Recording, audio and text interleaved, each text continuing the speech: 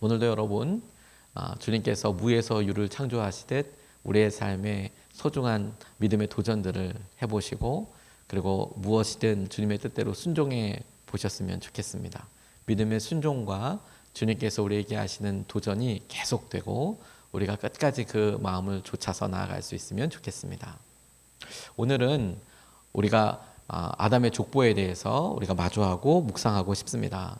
아담에게서 시작된 족보를 쭉 오늘 본문 말씀이 소개하고 있는데요. 하나님께서 생육하고 번성하라 라고 말씀하신 대로 그들의 삶이 대를 이어서 번창하고 있는 것을 보게 됩니다. 여러분 다시 한번 죄를 짓고 에덴 동산에서 쫓겨난 아담과 하와가 죽지 않고 살게 된 것은 하나님의 은혜가 여전히 그들에게 그들의 삶을 인도하고 계시는 것이다. 우리가 분명히 고백할 수 있습니다.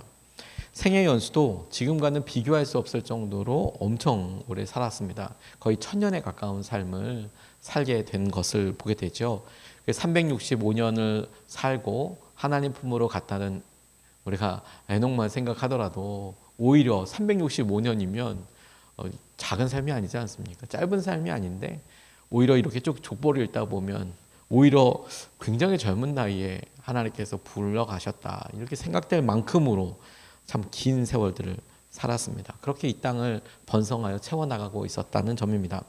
족보의 한 가지 주목할 만한 점은 그들의 인생이 얼마나 오래 살았느냐 이게 중요하기보다 결국에는 다들 죽음으로 마감하게 됐다는 점에 우리가 조금 더 주목하고 싶어요. 은혜를 계속 주셨지만 그 은혜가 영원히 살게 하시겠다라는 아담과 하와 그 생명나무 실과를 먹으면서 살았던 삶에 비한다면 영원에 비한 1000년은 사실 너무도 짧은 시간이죠. 그들의 삶이 하나님께서 주신 은혜 가운데 여전히 있었어도 하지만 그 은혜의 끝이 죄로 인하여서 있더라라는 점입니다. 그리고 우리는 바로 이 족보와 이 사실을 통해서 중요한 영적인 도전과 우리가 주님께서 우리에게 약속해 주신 것을 좀 붙잡고 싶습니다. 하나님의 형상을 닮은 우리라는 사실을 우리가 첫 번째로 붙잡고 싶어요. 무슨 소리냐? 오늘 1절에서부터 3절까지의 말씀을 보면 아담의 역사는 이러하다. 하나님이 사람을 창조하실 때에 하나님의 형상대로 사람을 만드셨다. 하나님이 그들을 남자와 여자로 창조하셨다. 그들을 창조하시던 날에 하나님은 그들에게 복을 주시고 그들의 이름을 사람이라고 하셨다. 아담은 130살에 자기의 형상 곧 자기의 모습을 닮은 아이를 낳고 이름을 셋이라고 하였다. 이렇게 이야기하고 있습니다. 하나님께서 사람을 창조하실 때 여러분 기억나십니까? 하나님께서 아담을 만드실 때 사람을 만드실 때 하나님의 형상대로 이렇게 이야기하고 있습니다. 하나님의 형상대로 만드셨다. 우린 누굴 닮았을까요? 하나님의 형상을 닮았습니다. 그런데 아담과 하와가 가인과 아벨에 이어서 셋을 낳게 되니까 그 셋을 보니까 자기의 형상 곧 아담의 형상과 모습을 닮았다 이렇게 이야기하고 있습니다. 하나님의 형상을 닮은 아담, 아담의 형상을 닮은 셋 이렇게 하나님의 형상은 인류의 모든 사람들에게 구체적으로 깃들여 있다라고 싶어요. 놀랍지 않습니까? 셋을 보며 아담의 형상을 닮은 이라고 이야기하지만 그런데 우리는 이제 알죠. 아담이 셋을 낳고 그 셋을 닮았네. 그리고 셋의 아들들이 누굴 닮을지도 알죠. 그런데 우리는 떠올려 봤을 때 아담만 생각하지만 그런데 그 아담을 창조하신 하나님께서 하나님의 형상대로 우리를 만드셨다라는 점에 우리는 의외로 주목하지 못하는 것 같습니다. 뿐만 아니라 거꾸로 아담과 그 형상을 닮은 셋의 관계가 부자 관계이듯이 하나님 역시 당신을 닮은 아담을 우리를 자녀처럼 생각하셨다라고 우리가 상상해 볼 수 있지 않겠습니까? 아담이 이렇게 봤을 때 이 녀석이 날 닮았구나. 내 아들이구나. 내가 이렇게 사랑해 줘야겠구나. 근데 그 모습을 아담은 처음으로 가인과 아벨과 셋을 통해서 느꼈을 텐데 근데 그 마음에 있는 그 마음을 통해 하나님의 형상대로 우리가 닮아졌다면서요. 하나님이 우리를 만드시고 어떤 마음이셨을까? 당신의 형상대로 닮은 우리를 보고 어떤 생각을 하셨을까를 우리가 감히 한번 상상해 볼 수 있는 것이지요. 사람이 하나님의 형상을 닮았기에 저는 그 모습 그대로가 너무 존귀하다라는 생각을 해보게 되었습니다. 그러고 나니 문득 그런 감사함과 함께 아쉬움 한 가지가 떠오르게 돼서요. 아담이 에덴 동산을 살 때 하나님께서 당신의 형상대로 아담을 만드시고, 그리고 아담과 하나님이 둘밖에 이렇게 없었음에도 불구하고 아담은 하나님을 아버지라고 부르지 못했던 것 같아요. 그리고 아버지라고 신뢰하지도 못했던 것 같습니다. 우리는 내 형상을 닮은 내 자녀, 그리고 그 자녀들은 우리의 각자의 자녀이기 때문에 적어도 그들의 부모에게 있어서는 엄청난 권리와 특혜를 갖지 않습니까? 그런데 그 자녀들은 그런 특혜를 본능적으로 아는데 우리는 하나님 앞에서 하나님의 형상을 분명히 담고 이렇게 아는데도, 그런데 누리지 못하고 있는 것이 굉장히 안타까웠습니다. 저희 아이들이 아주 어렸을 때, 특별히 저희 첫째 딸이 되게 어렸을 때 엘리베이터를 이렇게 교회에서 타게 되는 일이 있었답니다. 저희 집사람과 저희 아이가 이렇게 땄는데, 이분이 엘리베이터 타신 분이 누군지는 모르겠지만 저희 집사람은 못 알아봤던 것 같아요. 당시 제가 부목사니까. 근데 이제 어린아이가 이렇게 타니까, 어렸을 때니까, 아이고 아이가 예뻐요, 아빠가 누구예요, 그리고 얼굴을 가만히 이렇게 보더래요. 그러더니 저희 집사람 얼굴 이렇게 한번 보고 이렇게 아이를 이렇게 한번 보더니 이렇게 이야기하더래요. 그래서 더 이상 얘기를 안 했대요. 저희 첫째 딸은 저희 집사람보다 저를 많이 닮았거든요. 근데 이렇게 얼굴을 보더니 제가 떠올랐나 봐요. 그리고 아무 이야기하지 않으신다고. 저희 딸은 그 이야기 듣고 어떻게 생각할지 모르겠지만 저는 사실 되게 기뻤습니다. 제 자녀들이 저를 닮는다는 것이 저는 너무 사실 기쁨이고 어느 때든지 웃게 돼요. 그래서 가끔 이제 다 컸지만 제 딸 얼굴들에서, 모습에서 언뜻 제 모습이 보일 때 기뻐요. 물론 저희 딸은 어떻게 생각할지 모르겠습니다. 그리고 하나님의 생각을 해보게 됩니다. 하나님께서 우리를 바라보실 때 문득 보여지게 되는 당신의 형상 때문에 하나님은 얼마나 기쁘실까? 하나님은 어떤 마음을 갖고 계실까?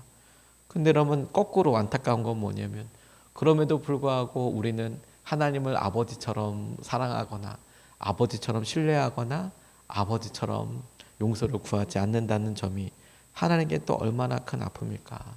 이런 생각을 저는 떠올려 보게 됐어요.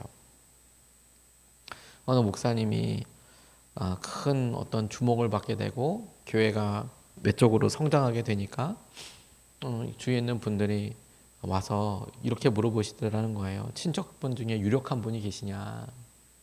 참, 그분도 이렇게 잘 되려면 주위에 유력한 분이 있으니까 이렇게 되는 거지, 이런 생각을 하셨나 봐요. 참 신뢰되는 질문인데 또 어떻게 이렇게 얘기하셨나 몰라요. 근데 처음에 그렇구나. 근데 몇몇 분들이 물어보시길래, 그래서 그 다음부터는 사실대로 말씀드렸대요. 이 목사님이 사실 저희 장인어른이 굉장히 유력한 분이십니다. 그러니까 그렇게 얘기 들으면 또 그 말을 하면 사람들이 그렇죠? 맞아요. 그러실 것 같았어요. 이렇게 이해를 하시면서 누군지도 물어보지 않고 그냥 가시더래요. 그렇죠? 네.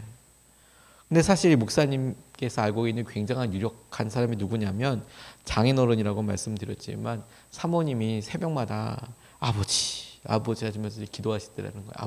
아버지.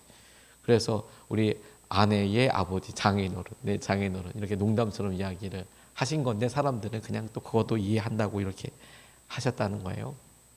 여러분, 하나님 우리 아버지십니다. 우리는 하나님의 형상대로 만들어졌습니다. 그리고 우리를 향한 하나님의 시선에 대해서 우리가 생각해 봐야겠습니다. 그리고 우리 자신에 대한 시선도 하나님의 시선으로 바꾸어 나갈 수 있으면 좋겠습니다.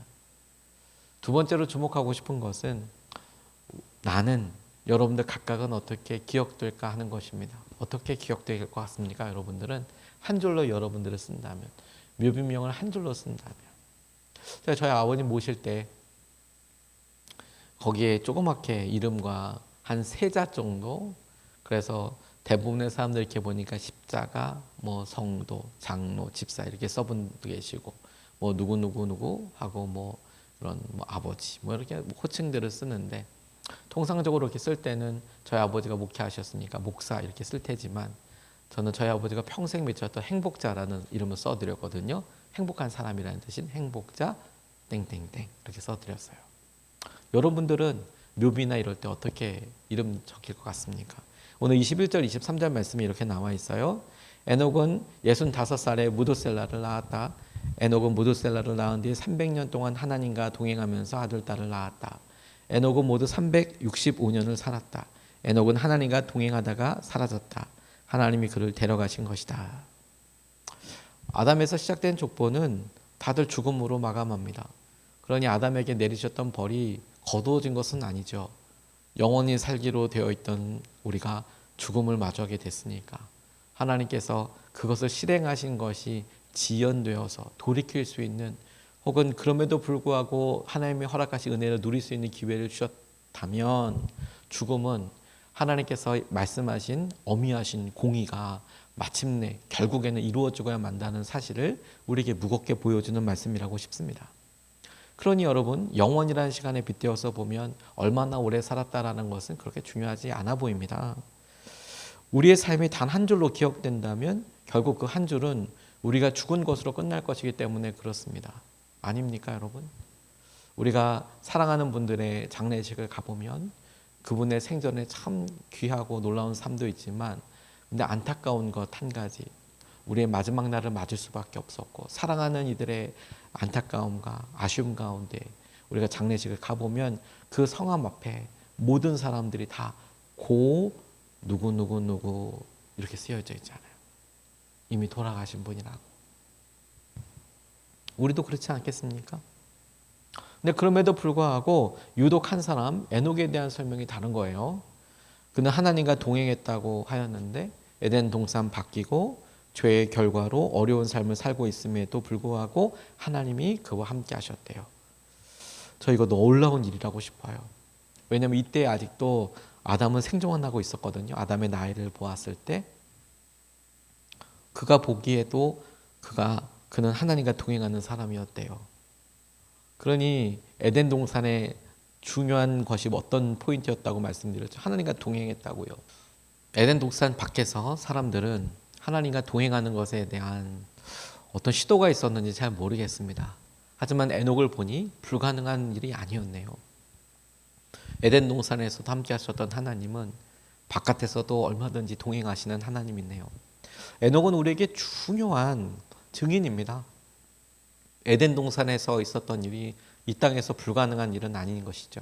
그때는 우리들을 위하여 모든 것이 갖추어져 있는 좋은 상태에서 우리가 그렇게 했지만, 죄를 짓고 난 다음에 우리는 여러 환경이 에덴 동산과 비교할 수 없지만 여전히 하나님은 우리의 삶을 찾아오시고 여전히 우리의 마음과 사랑을 통해 하나님은 우리와 동행하시는 분이라는 사실을 우리가 놀랍게 기억할 수 있는 것입니다.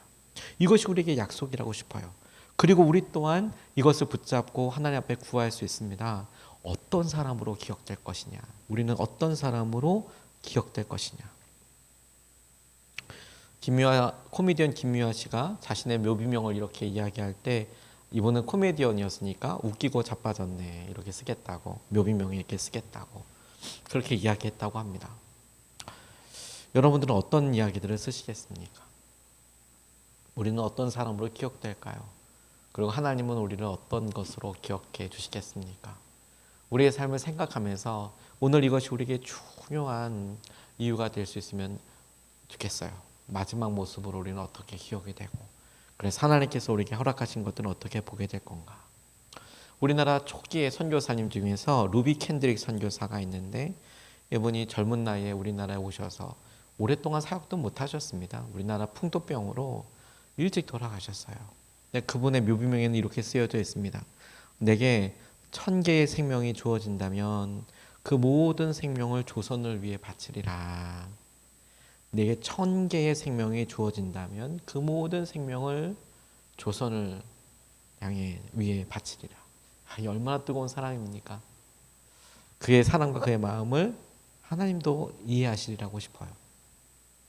여러분, 우리가 주님과 함께 동행하며 살아갈 때 하나님을 향한 사랑과 온전한 순종으로 유명한 사람이 될 수 있으면 좋겠습니다.